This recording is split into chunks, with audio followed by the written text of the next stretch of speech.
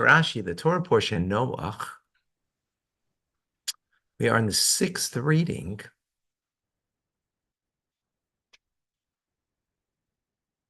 He's out of the ark. Flood is finished.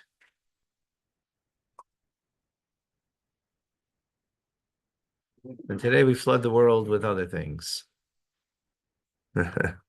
Okay, we're chapter 9, verse number 18. And it was the sons of Noach that came out of the ark, Shem, Ham, Yafes, 3 sons. Shem, what is one? Ham and Yafes.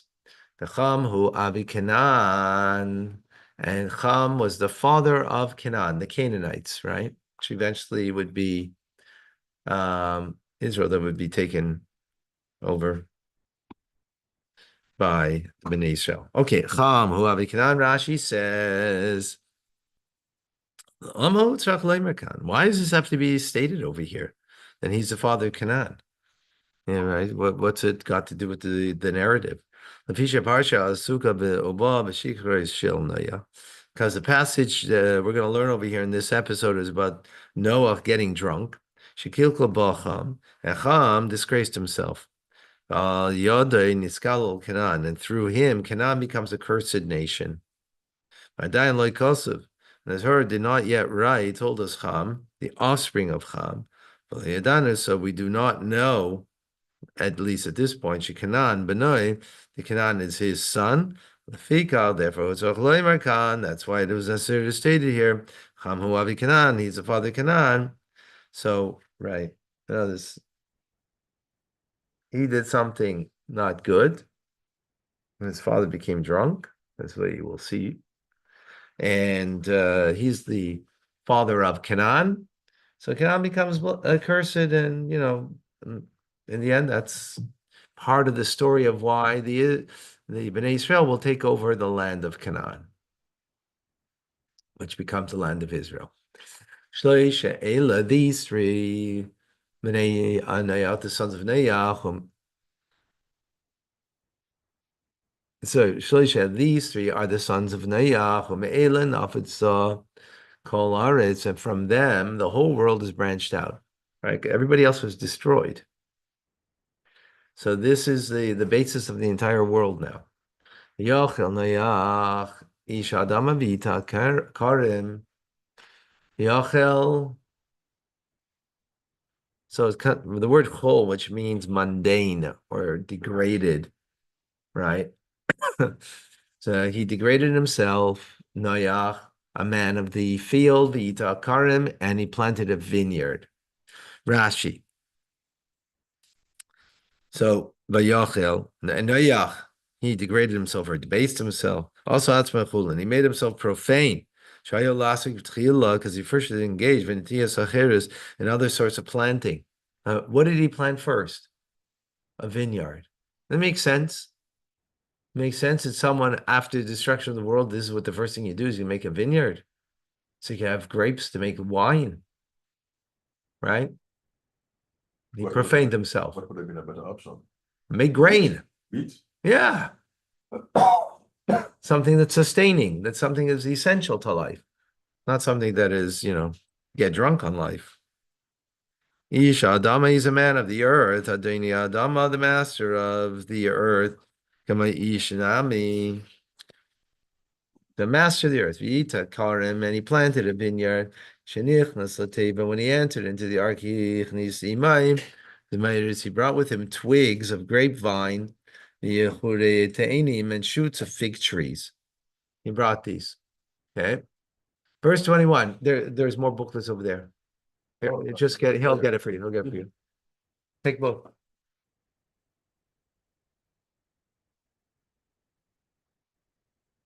Okay. What page? Tell him what page. It's on page 37. Okay. Verse. Sorry, we're in. No, we did all the Rashis. Yeah. Okay. 21. Vayesh minayayin, and he drank from the wine. V'yishkar, and he became drunk. V'yizgal, and he became revealed. B'seicha ayhaloi, he became revealed, meaning uncovered, naked, inside of his tent. 21. Ayhaloi, his tent. Ahala ksiv. It's written ahala, which is feminine form instead of the masculine form. Okay? Because it's his tent, not her tent, right? Remez Haser Shvav is an allusion to the 10 tribes. Shenikra al Shem Shemron. They were called because of Shemraim, Samaria. Shenikras Ohala, which in turn is called Ohala, her tent in Ezekiel. Shigalo, that they are alluded to here because they went into exile Iski Ayin because of wine. Shenemar says, "Ashaysim b'mizreke yayin," that they drink at the flingings of wine. So it's hinting to that. Okay. I have a quick question. In terms of planting the vineyard, it would have taken some time for the grapes to harvested. So he planted a period for the vineyard, I don't think, for the grapes Right. to ripen. So What did he do in the meantime? irrelevant. Irrelevant. It's irrelevant if Torah doesn't tell us. Right? The Torah is not telling us. It's not relevant what he did. Right? It's not a biography. Right? This is not a narrative. It's Torah to teach us a lesson. So it's teaching us a lesson over here. So for in one verse he planted, and the next verse he drank from the wine already. What happened in between? I mean, the Medrash might speak on different things that perhaps happened, but as far as the written Torah, it's not of importance. Okay. He's godly and covered himself. Lashon Yisrael. It's reflexive. In other words, it wasn't active; it just happened, so to speak. Okay. Now comes Canaan. I mean, Ham and his mishap. Yar Ham, and Ham saw Avi Canaan, the father of Canaan, Eser v'asa Aviv, the nakedness of his father, V'yagid lishnei echa b'chutz, and he said to his two brothers who were standing outside. So he was inside seeing his father, and he came and told his brothers.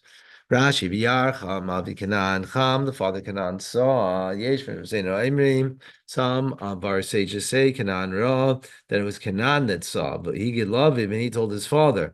The Kaf, that's why Huskar Aladavar, that's why Canaan is mentioned with regard to this matter in his Kal, and that's why he became cursed. Right? Because we already know that he's the father of Canaan. Why do you have to repeat it here? Because it was Canaan that saw, and he told his father, and the father told his brothers, according to some of the sages say that. But it was Ham who did according to what they said, the indecent acts on his father. Let's continue. Yeah. And he saw Ham, the father of Canaan. He saw his father's naked men. Yeshmin Rabbeinu Aimrim, there are those that say of the sages, Sarseu, Sersai, that he emasculated him. Yeshaimim, those that say Veravu, that he had relations with him.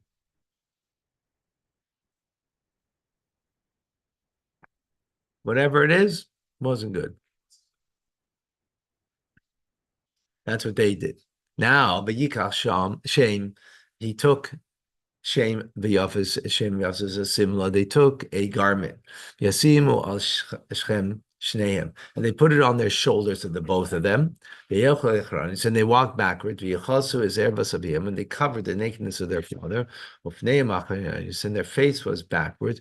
Erbas avim loyro, and the nakedness of their father they didn't see.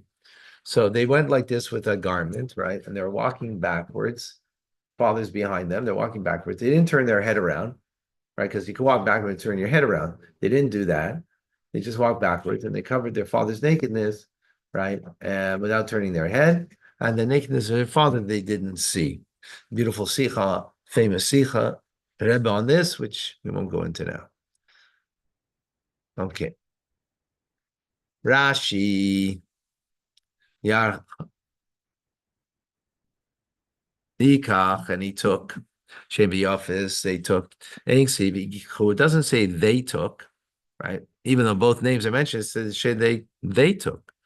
But it says he took limed al shame. This teaches that shame, he exerted himself to fulfill this commandment to honor his father.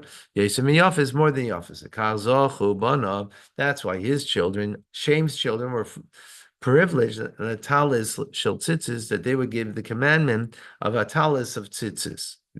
Right? Meaning, we come from the Jewish people come from shame, right? And Western civilization, the Greeks come from Yafis. The Yafis also participated in fulfilling the Matzazocha, the Kvura Levana. He earned the burial of his children. None of it's going to get dignity of burial.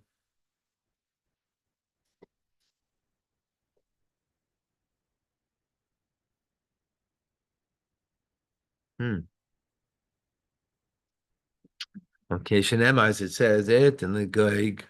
Malcolm Shem Kever, I'll give to Gog a place there for a tomb. Cham, but as for Cham, Shabizas Aviv, that he disgraced his father. Nemar Bizarre, it says about his offspring.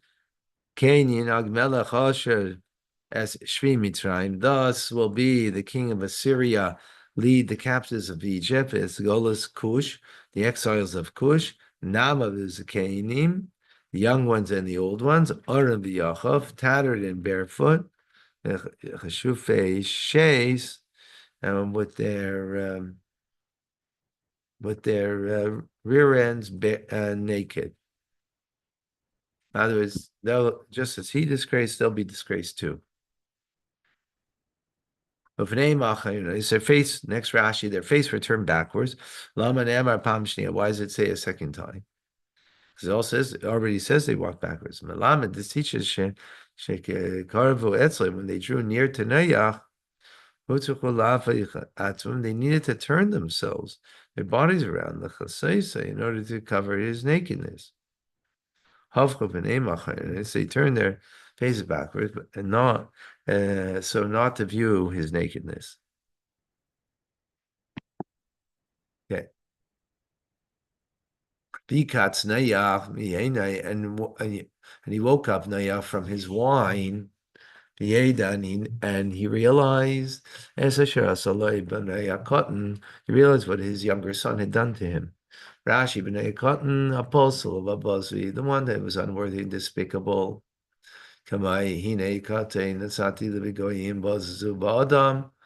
Similar to a verse which says that the one who's katan means he's insignificant among the nations, despised among men. Yemer Arukanan, and Noach said about him that his grandson is cursed, and he will be a servant of his father's brothers, Shem and Yafis. And his descendants are going to be servants, slaves. 25. Canaan is cursed. Noach said to Ham, you caused me that I should not father anymore. Ben Revi, a fourth son. The Shamshani, that this son would serve me. And he was getting older and he had another son that would be there to serve him.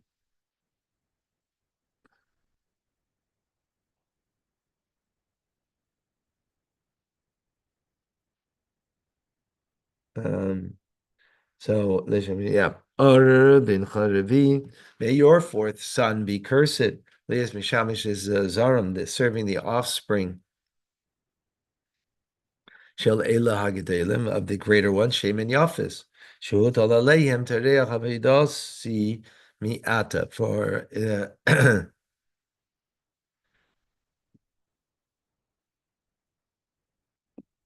So they're going to do my work because they took care of me now.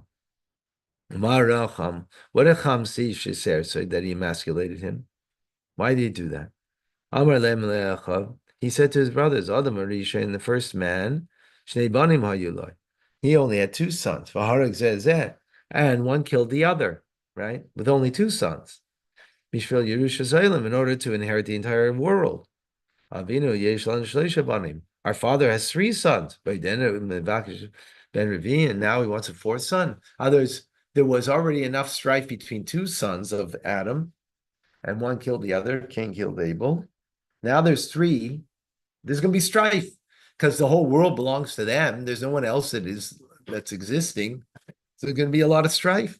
Now he wants a fourth son to be even more strife. So he emasculated him. Got it? 26. And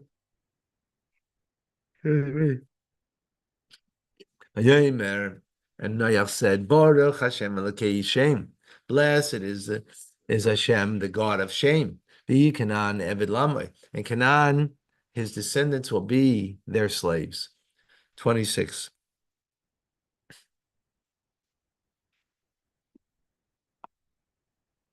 Interesting. This is the root of slavery. Baruch Hashem Elokei Shem. Shasi Lishmar Haftachas Lizarai. Who is God is destined to keep his promise to Shem's offspring. I'll say to him, it's Canaan.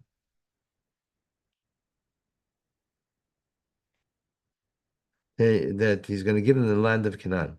And it shall be Lahem Canaan for Canaanites shall be to them Lama Soived that they serve and pay tributes to Shem. 27. Yaft. And for Yafis, Elokim Yafis. Yaft Elokim Yafis. Sorry, you see, playing on the word of Yafis. Yafis is a name. Yafis also means Yafeh, nice, beautiful, right? Right. So God is going to make nice to Yafis, right? In other words, he's going to expand Yafis. How? That he's going to dwell in the tents of shame. And Canaan will also be the descendants of Canaan will also be servants and slaves to Yafis. Rashi Yafte Elokim Yafis Metugam Yafte Yarchiv. It means to expand. Unkelis translates to expand. I translated it the way we usually learn it, meaning, beautiful, but it means expanding in the context. And he's going to dwell in the tents of shame. May he rest his divine presence, be Israel, upon the Jewish people.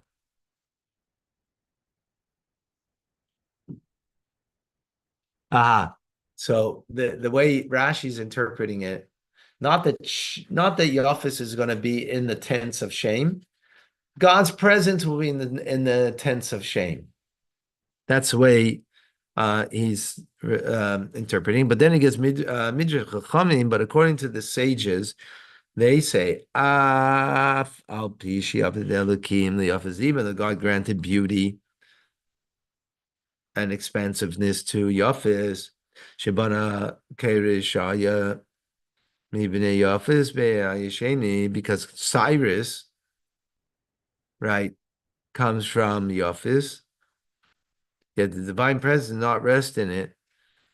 In the second holy temple, where did it dwell?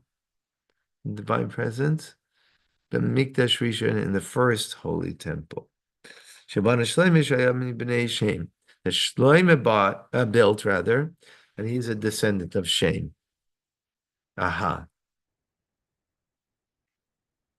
So the second interpretation is that God only dwells in Shem, which is Shloime, King Solomon. He's a descendant of Shem. So when he built the Beis Hamikdash, God dwelt there. But the second holy temple was built by Cyrus, who was a descendant of Yafis. God didn't dwell then in that second holy temple.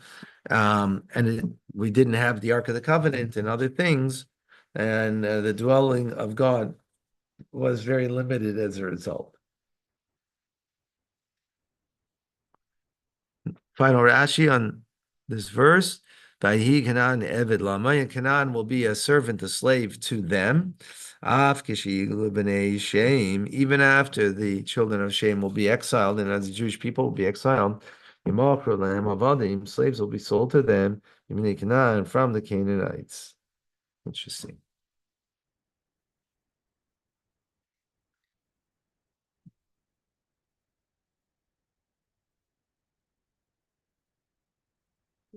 It seems like he's speaking about here about Shem.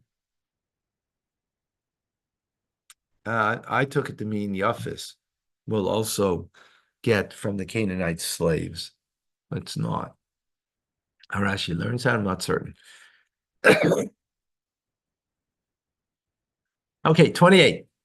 Yeah. And Noach lived after the flood, Shleish Meis, 300 Shana years, Chamishim Shana and 50.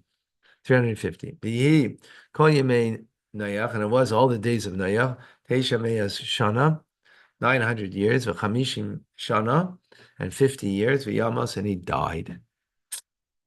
Okay, now we go. Chapter 10, verse 1. So, whoever lived. No, Mrs. Shalach was 969. Bela told us Noach, and these are the generations, the descendants of the sons of Noach, Shem, Cham v'Yafez v'Yivoldu lahem banim achar Mabul. They fathered children after the flood. Bnei Yafez Gomer. The sons of Yafez are Gomer, Magog, Madai, Yavan, Vesubal, Omesha, Vesiros.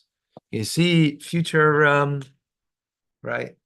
Future nations. Gomer is Gemara, Sodom and Gomorrah, right? Magog is the final battle, Gog and Magog. And then you have Madai and Pras, that's Persia. Yavan, that's Greeks. All of the nations are here. Siras Pras. Oh, he says Siras is Pras, Persia. Who was Persia? Tiras? Yeah. Abnei Gomer and the sons of Gomer. Now this is the grandchildren of Yafis, right? Ashkenaz, Germany. Rifas with her Garma. Bnei Yavan, and the children of Yavan, Elisha, the Sarshish, Kitim, the Danim. Umeela nifru me'eya goyim, v'atzoisam, ish l'shenem, mishpachaisam, negoy ehim.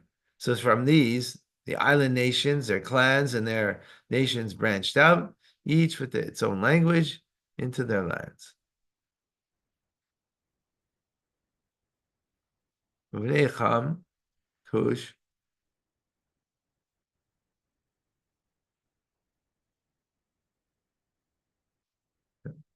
So the children, the sons of Ham are Cush, Mitzrayim, Egypt, Phut, Canaan. Canaan we know. Bnei Cush, and the sons of Cush, Sva v'Chavila, Savta v'Rama, Savta Bnei Rama, Shva v'Udan. Some people say Cush is Ethiopia. You know, now it's only a name of a person, right? But they became nations. The Cush Yalad is Nimrod, and Cush gave birth to Nimrod. Who is Giba Baraz, and he was the first man who was powerful. And Rashi is Giba. It was Lahamin is called Olam Al Kodesh Baruch Hu Matas Dora Floga. So he was very powerful, and he got the whole world to rebel against God and scheming against him. And this was going to be the Tower of Babel that we'll see at the end tomorrow. Actually, that's tomorrow's teachings. Number 9. This Nimrod was a mighty hunter, trapping people into joining the rebellion against God and flaunting his rebellious intentions. Lifnei Hashem, before God. Al Kain, therefore, Yemar Nimrod, give a title to Hashem. He would say that, like Nimrod, a mighty hunter before God. So this is like, if you ever want to mention someone who's provoking before God, that's like Nimrod. In verse number 9, Gibor, Tzayida, he's a mighty, a trapping. Tzadait and Shelbriya's befiv, he would ensnare people's minds with his mouth. He was a good orator. And he would lead them astray, limrod b'makam, to stray against God's presence. Um,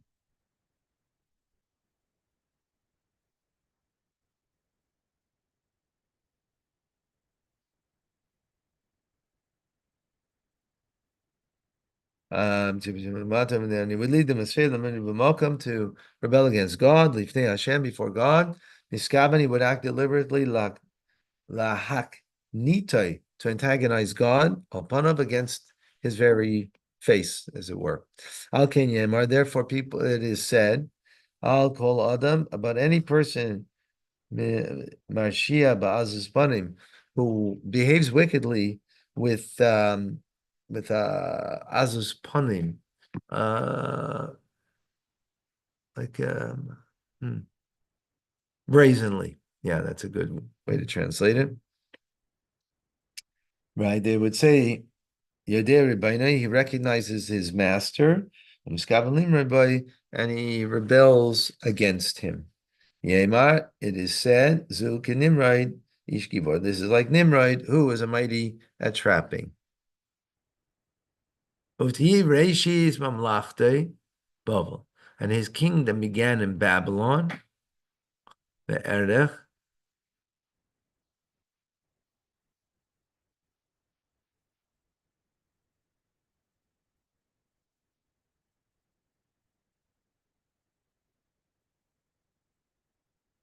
So his kingdom began with Babylon, Babel, the Erech Achbar, and with Erech and Achbar, and Kalne, the Eretz Shinar, in the land of Shinar.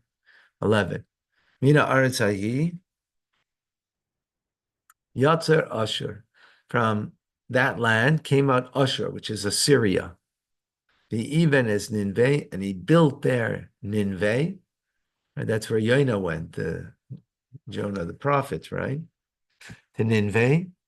There's Rechoves Ir, there's Kalach. And yeah. Mina Aretz Kivin Shara Ashur is Banav. Since Assyria saw that his children, Shemim Nimrod, they're listening to Nimrod, Amaridim b'Malkum, and they're rebelling against God, leave nice Migdal to build the Tower of Babel.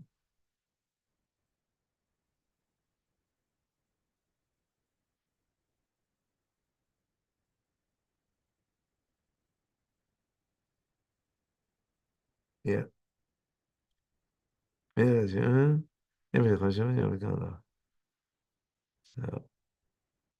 so he saw them, so he left their midst. Okay.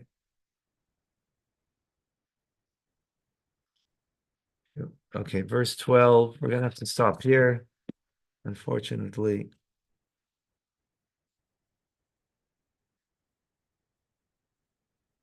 Another 20 verses. But I'm gonna go to Tanya.